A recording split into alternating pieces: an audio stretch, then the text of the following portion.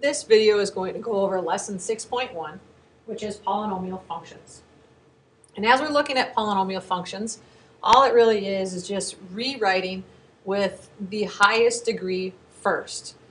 And as you look at this, we're also going to start naming these things. And so there's going to be quite a few vocab words, and you're going to want to start copying those down into your notes. We're going to start with the highest degree that's labeled here, which is the third degree.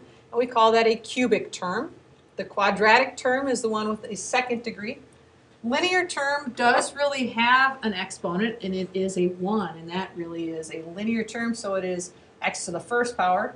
The constant term looks like it doesn't have a variable, but the variable technically is x, and it's to the 0 power because everything to the 0 power is 1. So you want to put them going down numerically in order with the highest exponent first. We also talk about a leading coefficient, which is the coefficient in front of the highest exponent, or the highest degreed term. And the idea of the leading coefficient here is the number 2. You may or may not want to pause this to write down all of that information. Moving on to the second screen, there's a ton of information here. Here you may also want to pause after I get done going over each of these examples.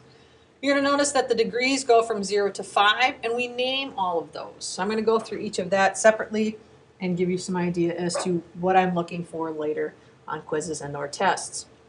Starting with the degree of 0, which is a constant term, that means really the variable has a 0 exponent. And again, we're looking at that as just a one-term polynomial, and so we call that monomial. A monomial meaning just one term.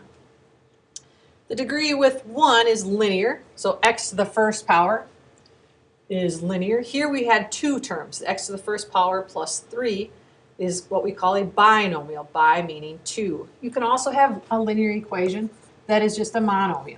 3x is an example, or negative 5x. With a degree of 2, we call that a quadratic, and that's what we dealt with a lot in chapter 5. In this case, we just have one term, so it's still a monomial. You can also have multi-term quadratics. Same thing with a cubic. Notice that all of the exponents are highest to lowest. This is 3 terms, so we call that a trinomial. A 4th degree is called quartic, and a 5th degree is quintic. However, one of the things you want to look in the quintic polynomial is that it is 4 terms, so we just call it a polynomial. Anything that is higher than 3 terms is just labeled a polynomial. At this point, you may want to stop and make sure that you have all of this down in your notes. Looking at a couple of examples. Number 1, we want to write each polynomial in standard form, then classify it by degree and by number of terms. Standard form meaning that we want to simplify it as much as possible, putting the highest exponent first. So we're going to simplify this one by putting positive 4x and negative 6x together to get negative 2x plus 5. This is a linear polynomial of 2 terms, which means it's a linear binomial. Letter B, we're going to combine like terms again. 3x cubed and 2x cubed becomes 5x cubed plus x squared minus 4x. Here we have 3 terms. The highest exponent is 3, so it is a cubic trinomial.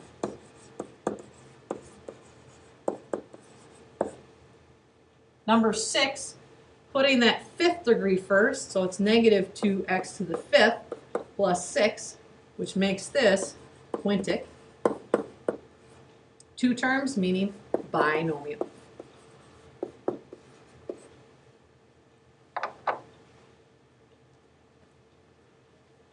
Using your graphing calculator. So at this point, we want to start using your graphing calculator. You want to figure out which is the best fit model. So what they did is they put the equations into their stat. In list 1, they put all the x's, and in list 2 were the y's. So list 1 equals your x's. And then, once you'd have the data entered, you're going to go to that blank screen, and you're going to look to see to use the linear regression line, quadratic regression line, cubic regression line. You can also go to quartic and quintic and check to see if any of those work well. Then what you're going to do is compare them.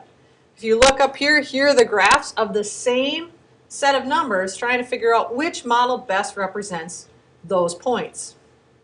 And so clearly at this point, you can see that the cubic model seems to be the best fit for the given values. So we're going to look at this in our next example, which will come up here. This will actually be gone over in the next video.